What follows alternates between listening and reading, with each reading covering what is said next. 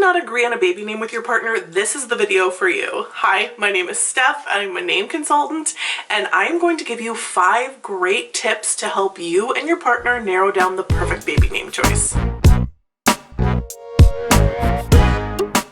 have 5 great tips that you probably haven't thought of for helping you and your partner decide on a baby name when you cannot agree. You and your partner might share a similar taste in different aspects of your life, but when it comes to baby names, all of a sudden you want something dark and moody and they want something, super preppy. Or you want something nature inspired and they're like, it has to be a Greek god inspired name. There are so many names out there, it can become so overwhelming to try and narrow down the name that you're going to give your child for the rest of their life, unless they change it. It feels like a big decision, and it should, because it is. It's okay if you guys are struggling. My husband and I struggled.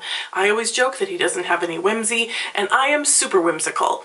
So we had a lot of trouble, but I promise you, we came up with 3 amazing baby names that we both love. Idea number 1 for naming a baby when you and your partner don't agree: invoke the power of the veto. This could be controversial because it's a very hard and quick no. And it's probably my least favorite option, but it is an option, right? I do not recommend putting a limit on the vetoes, okay? Because that can get really into a sticky situation. So you both have unlimited vetoes, right?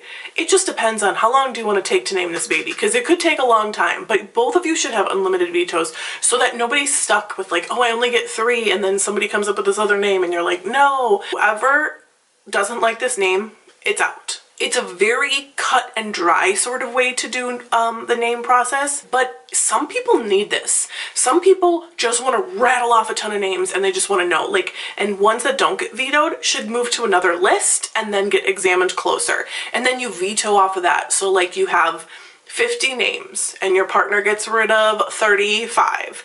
You have 15 left. That moves to another list, and you add the ones that they brought into the table. That's another thing. Both people should be bringing names to the table. But if someone's going to continually veto and not offer up any other suggestions, that's a problem. Tip number 2 for helping you find common ground with your partner when naming a baby: we are going to choose the middle name first. A lot of times this is easy. If you're naming baby after a family member and you're using your dad's name of Robert and you put Robert in the middle, or your mom's name is Lynn, like mine and my name and my daughter's middle name, if you already know what it is, decide on that first, because it does help you narrow things down. It might help you eliminate options that you otherwise would have spent way too much time considering. For example, so my middle name is Lynn and I wanted to give it to my daughter, right? So a name like Brooklyn was never going to be a possibility for me. Brooklyn, Lynn, that's not it. Or let's say you really like the name Henry, but Wesley is you both love Wesley. In the middle spot, it's perfect. Henry, Wesley, they're just too rhymey for me. They both end in the Y. That's not a combo that I would personally recommend, but to each their own, of course.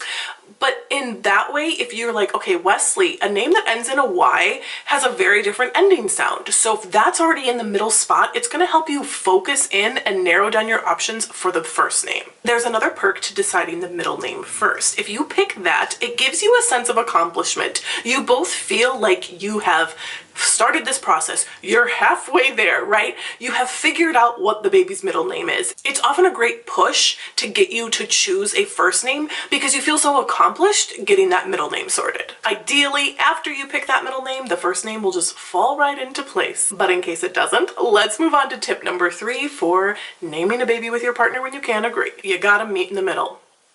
This is what my hubby and I did. So we both compromised, because there was no way that I was ever going to get anything as whimsical as the name Story.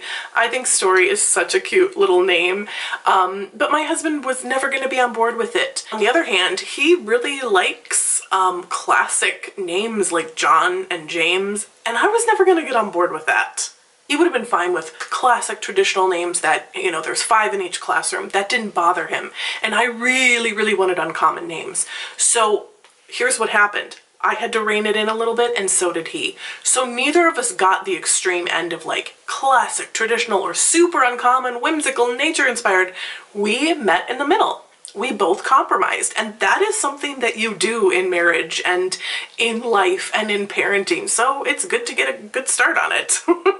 Even though we met in the middle and we compromised, we found 3 names that we both really love. Names that I consider uncommon, whimsical, super fun and interesting, and names that he finds classic sounding and easy to say and spell. So I am proof that it is possible. Idea number 4, if you and your partner can't agree on a baby name. Choose your aesthetic, theme, or vibe first. Hear me out.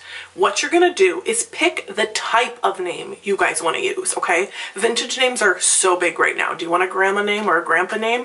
Or you can't agree on that? What about astrology inspired, space inspired? That's also very popular. Do you want something more nature inspired? Do you both want a super short name? Do you both want a long name that has a great nickname potential? Do you want country western vibes or do you want surnames as first name vibes? There are so many great themes and options out there. If you can narrow it down, you're going to easily be able to say, these names do not fit our vibe. And that's going to help you eliminate and get a strong, smaller list of names that fit the aesthetic.